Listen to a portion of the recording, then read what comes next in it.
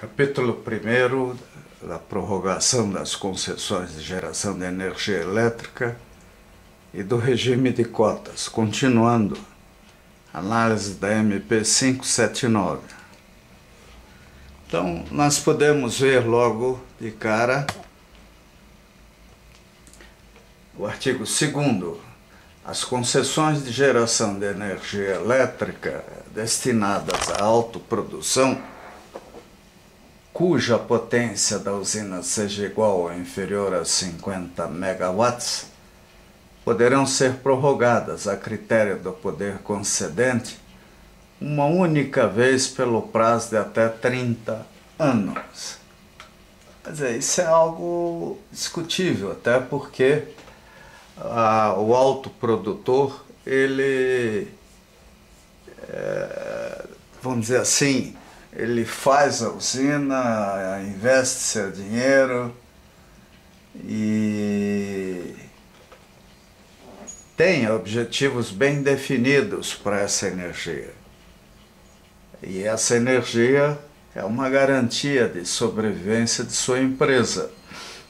Então, talvez, em vez de simplesmente definir prazo de validade da concessão, o governo deveria dizer que ao final desse prazo a usina seria reanalisada do ponto de vista de oportunidade de meio ambiente, de uso múltiplo das águas, e aí, quem sabe, a possibilidade até de ampliação dos contratos. Quando diz que não haverá isso, automaticamente exclui essa hipótese. E o pior de tudo, é evidente que o empresário, à medida que se aproxima ao final da sua possibilidade de utilização daquela usina,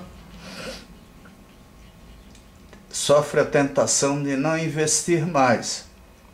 E isso é muito perigoso, porque usinas de 50 megawatts podem ter reservatórios grandes e exigem cuidados que só quem tem esperança de usá-la por mais tempo o fará. Então, há muita ingenuidade, vamos dizer assim, da parte do governo quando, através de leis, cria definições dessa espécie.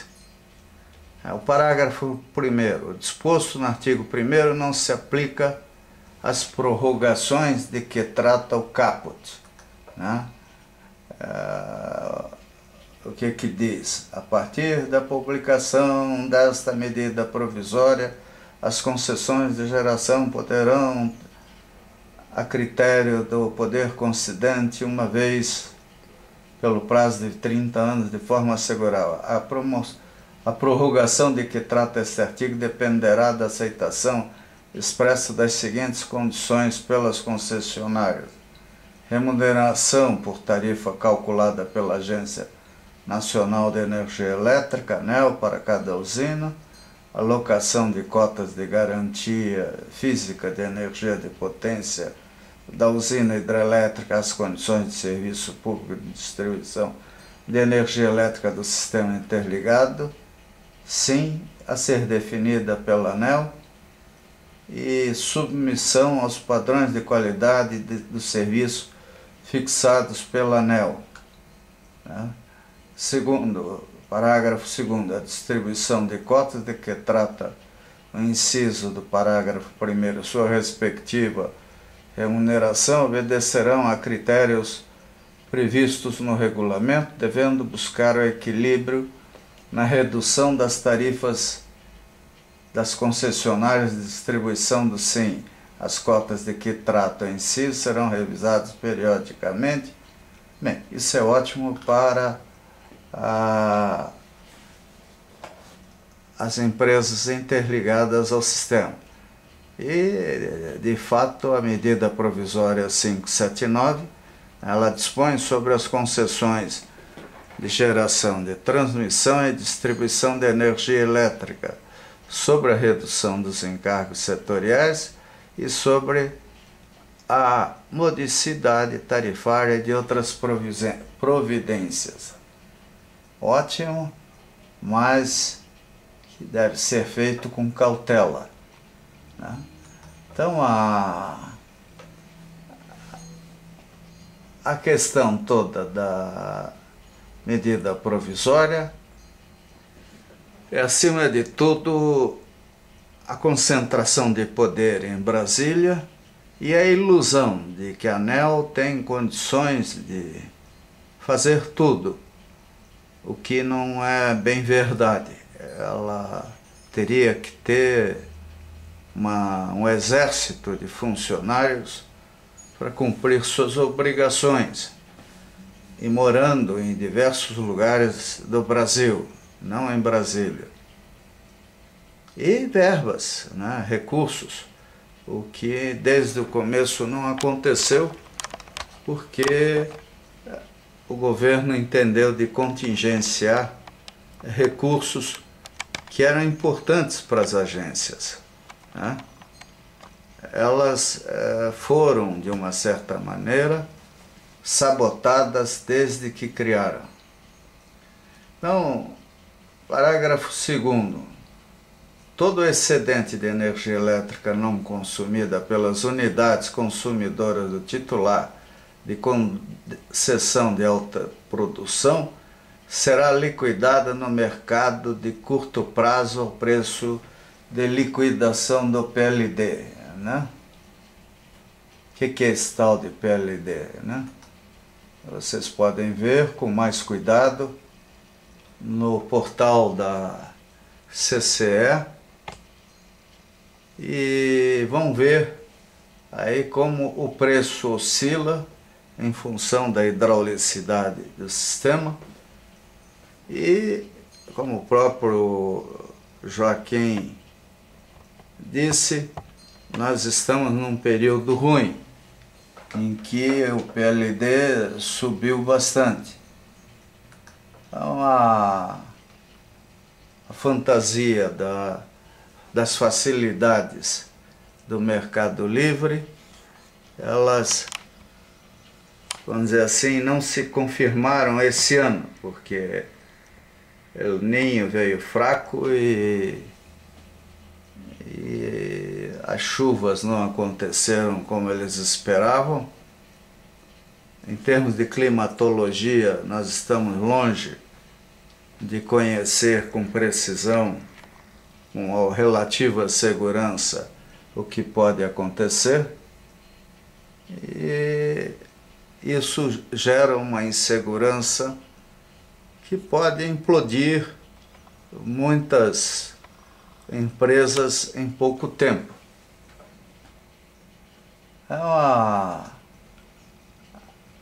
Toda a cultura de mercantilização da energia, ela depende muito disso aí. No mercado térmico é muito fácil, né? Como é o caso da Europa, onde a maior parte das usinas são termoelétricas, ou mesmo nos Estados Unidos.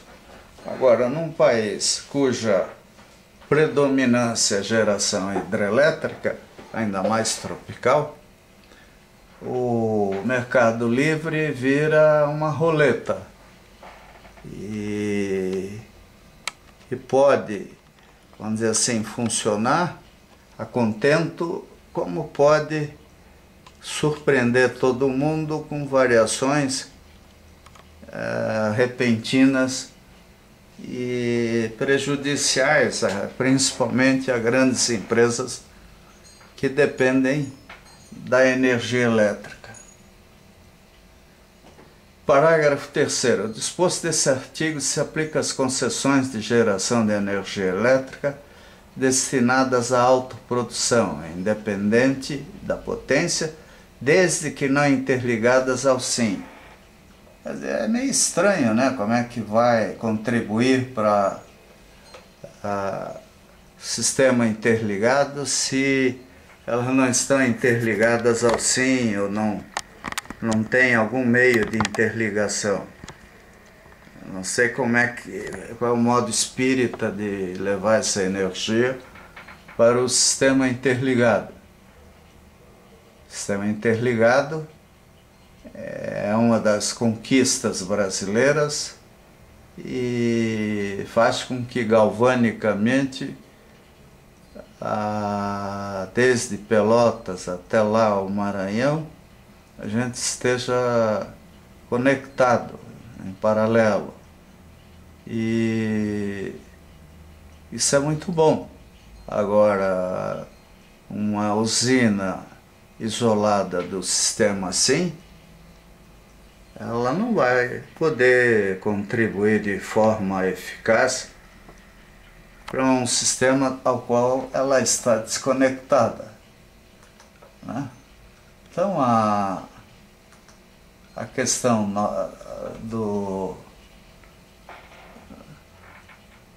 desse parágrafo aí, né, merece uma análise para maior detalhamento.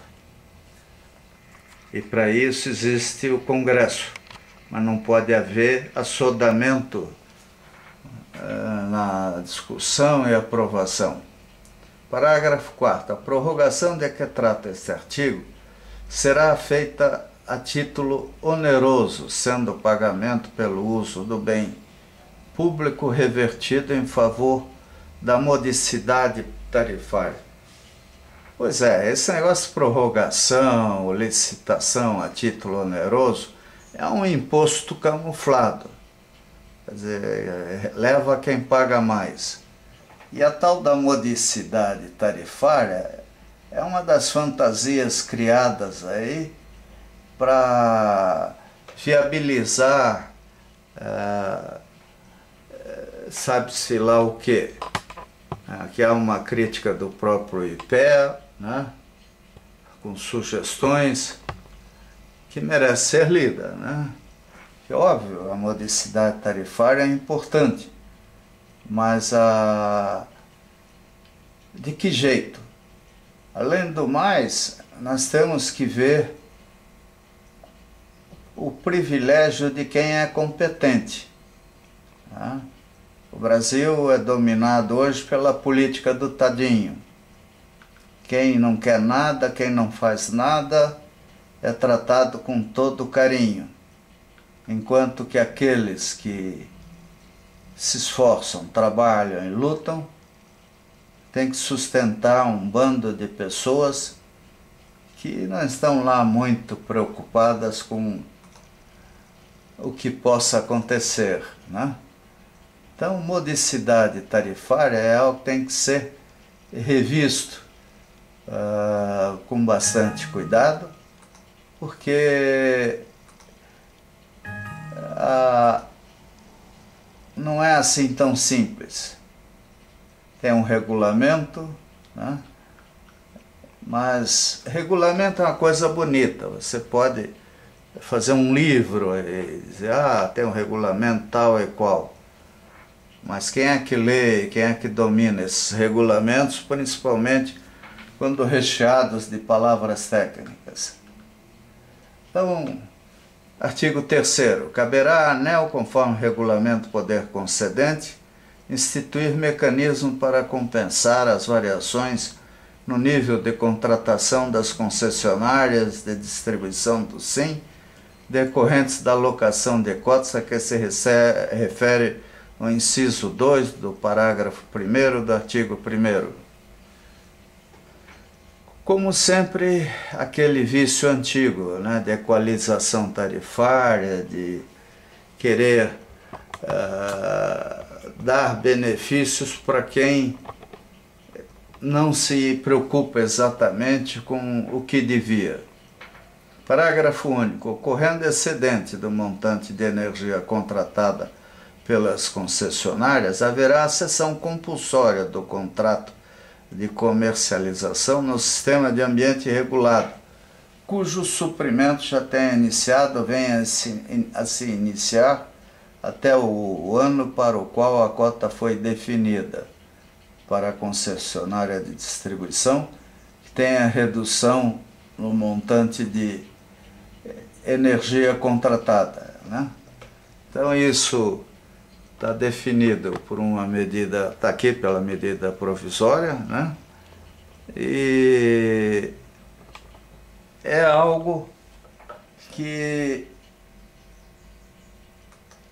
tem que ser visto com atenção o que isso pode produzir, né? Agora, cada detalhe dessa medida provisória, né, tem o lado oculto, tem interesses, tem jogos, né? É infantilidade achar que tudo isso acontece por boa vontade e porque os autores querem um Brasil melhor simplesmente. Então, artigo 4º, poder concedente lá em Brasília, né, a milhares de quilômetros, poderá autorizar, conforme regulamento, a ampliação de usinas hidrelétricas cujas concessões forem prorrogadas nos termos da medida provisória. Quer dizer, até você conseguir essa autorização, lá se vão alguns anos, né? Mais o tempo de obras e tudo. O cara vai ter uma ampliação que vai usar por 10 anos, 5 anos, né? Ainda mais com a burocracia colossal em torno da legislação ambiental. Observado o princípio da modicidade tarifária, não é mais para o benefício do empreendedor, e o padrão de decisão brasiliense é sempre um mistério, né? Isso eu digo porque eu frequentava Brasília praticamente semanalmente, e a gente quase que fica implorando as pessoas que analisem o que a gente quer. E a desculpa é sempre a mesma, né? Estão em reunião, não tem tempo, tem muita coisa na fila, é difícil.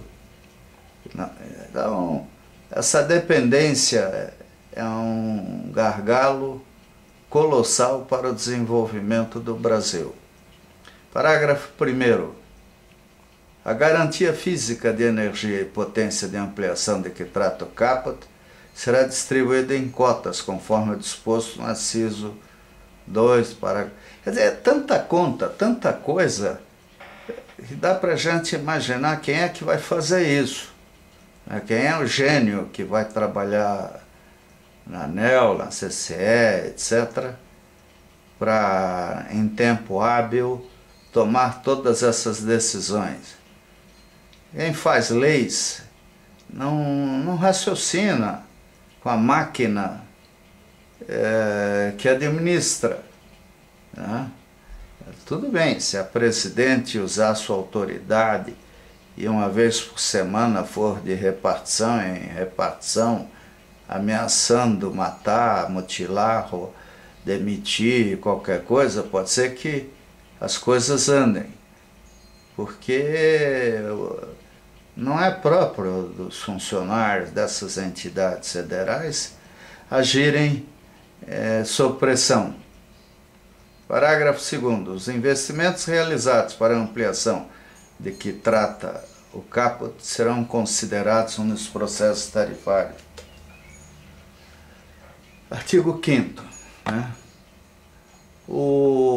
A partir da publicação desta medida provisória, as concessões de geração de energia termoelétrica poderão ser prorrogadas a critério do poder concedente uma única vez pelo prazo de até 20 anos, de forma a assegurar a continuidade e a eficiência da prestação do serviço e a segurança do sistema.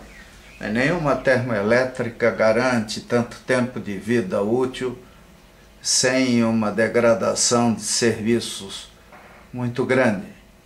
Então, qualquer termoelétrica deveria ser revista, reanalisada, reprojetada, ainda mais aquelas que foram adquiridas há 30 anos atrás ou 40. Parágrafo 1º. A prorrogação de que trata o caput deverá ser requerida pela concessionária com antecedência mínima de 24 meses do termo final do respectivo contrato de concessão ou ato de outorga. E quanto tempo foi dado para a discussão desta MP? Quer dizer, essa MP é feita, parece que por advogados, não por engenheiros, né? Então, todo mundo acredita que resolve tudo no papel. Mas não, é gente que não tem consciência do que é o setor elétrico. Parágrafo 2º. A partir da decisão do poder concedente pela prorrogação, a concessionária deverá assinar o contrato de concessão ou termo aditivo no prazo de até 90 dias, contado da convocação. Se as leis não mudarem mais uma vez. Agora, só uma pergunta. Isso será filmado? Vai existir em blog, portal? O povo vai saber que isso está acontecendo? Qual vai ser a transparência de tudo isso? Setor elétrico, dadas as implicações de tudo que faz, é o tipo do setor que precisa de transparência. Parágrafo 3º. O descumprimento do prazo de que trata o parágrafo 2º implicará a impossibilidade de prorrogação da concessão a qualquer tempo. Insisto, o que vale é satisfazer regras, normas de repartições públicas e não a opinião pública, não a opinião do usuário, não a opinião do povo afetado pelas instalações. Nós precisamos mudar isso radicalmente. Parágrafo 4º. A critério do poder concedente, as usinas prorrogadas neste artigo poderão ser diretamente contratadas como energia reserva. Legal, na hora de entrar não funciona, né?